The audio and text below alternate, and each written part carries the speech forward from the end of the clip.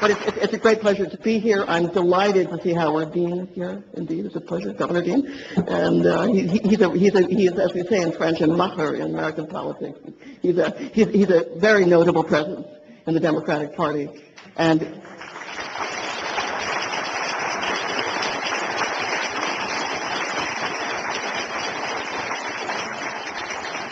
I think it's really quite important to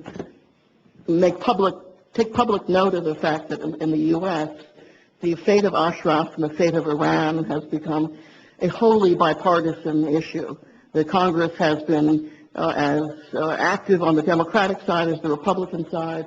I think these panels reflect the fact that anybody who's committed to human rights, regardless of their electoral ambitions or commitments, has to take the same position. Now, on the issues before us, next July, Iran will come before the United Nations Human Rights Committee. Remarkably enough, they've signed the Covenant on Civil and Political Rights, as hypocritical as that signature might seem.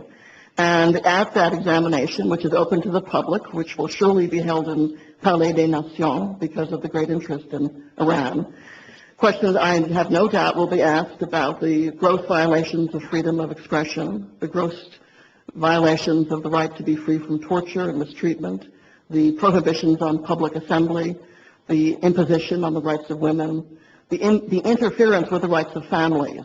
One of the most moving experiences that I have had is to meet some of the relatives of people who have lost their brothers and sisters and mothers and fathers in Iranian prisons under torture and to death. It's also very ironic that there should be any trouble with Iran, given the central role of Geneva as the home of the Red Cross, the violations of humanitarian law that the Red Cross, Red Crescent has worked to champion are so grossly violated in the treatment of the residents of Camp Ashraf, who have been told by the U.S. military and others that they qualify as protected persons under the Fourth Geneva Convention, to be treated decently, to be protected by the standards of Common Article 3.